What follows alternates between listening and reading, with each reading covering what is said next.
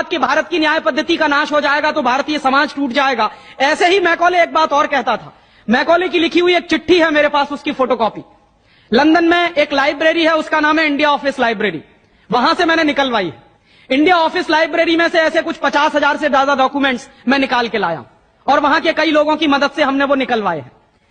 तो उनमें एक चिट्ठी है मैकॉले की, वो उसके अपने पिताजी को उसने लिखी है। जब वो यहां ऑफिसर बन के आया है तो मैकॉले क्या लिख रहा है कि भारतीय समाज को अगर बर्बाद करना है तो भारतीय न्याय पद्धति बर्बाद करो। तो वो करने के लिए उसने आईपीसी बना दिया, सीआरपीसी बना दिया, सीपीसी बना दिया और बर्बाद हुई। दूसरी बात वो कहता था कि भारतीय समाज को बर्बाद करना है तो भारतीय शिक्षण पद्धति का नाश करो। तो मैकॉले कहा करता था कि जो भारतीय शिक्षण पद्धति है, वो खुद मानता था इस बात को, यह दुनिया की सबसे ज्यादा विकसित और सबसे अच्छी पद्धति। क्या होता था, यहां गुरुकुल चलते थे, गुरुकुलों में विद्यार्थी पढ़ते थे और विद्यार्थी 20 साल तक, 25 साल तक ब्रह्मचर्य का पालन करते हुए शिक्षा ग्रहण करते थे, संस्कार मिलते थे और वो संस्कार लेकर समाज में जाते थे। उन्हीं संस्कारों से संस्कृति बनती थी और वही संस्कृति भारतीय संस्कृति कहलाती थी।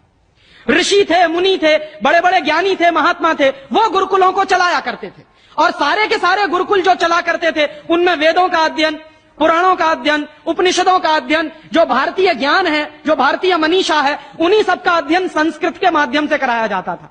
मैकॉले ने क्या किया कि गुरुकुलों का नाश अगर करना है तो उसने एक कानून बनाया। क्या कानून बनाया? संस्कृत में जितने विद्यालय इस देश में चलते थे, हिंदुस्तान में अंग्रेजों के जमाने में, उन सबको उसने इल्लीगल घोषित किया, गैर कानूनी। और उसने प्रतिबंध लगा दिया कि संस्कृत भाषा के माध्यम से कोई भी गुरुकुल चलेगा उसको अंग्रेजी सरकार मान्यता नहीं देगी। तो मान्यता किसको देगी?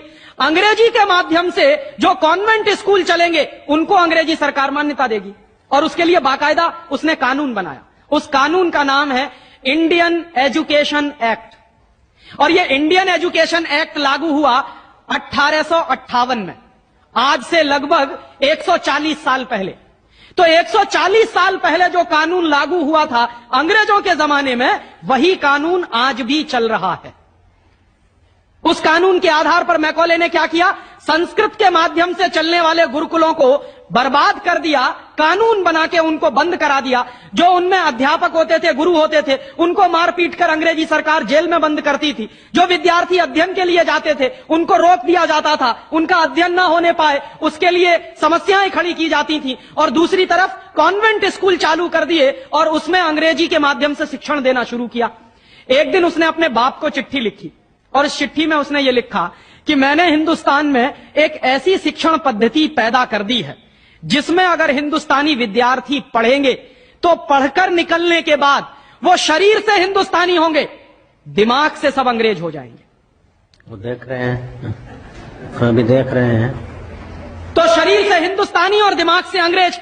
तो मैकॉले दूसरी बात लिख रहा है उस चिट्ठी में कि जब वो शरीर से हिंदुस्तानी और दिमाग से अंग्रेज हो जाएंगे तो अंग्रेजों के हिसाब से सारे काम करेंगे।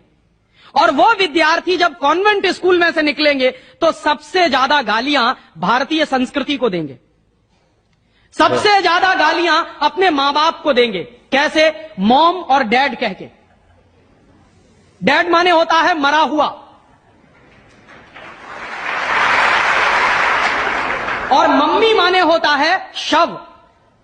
इजिप्ट में आप जाइए, मिस्र एक देश है, वहां पे ममीज कहा जाता है किसको? मरे हुए आदमी के शव को। तो हमारी मां हो गई मम्मी और पिताजी हो गए डैड। आया कहां से ये? मैकॉले ने डाल दिया हमारे दिमाग में।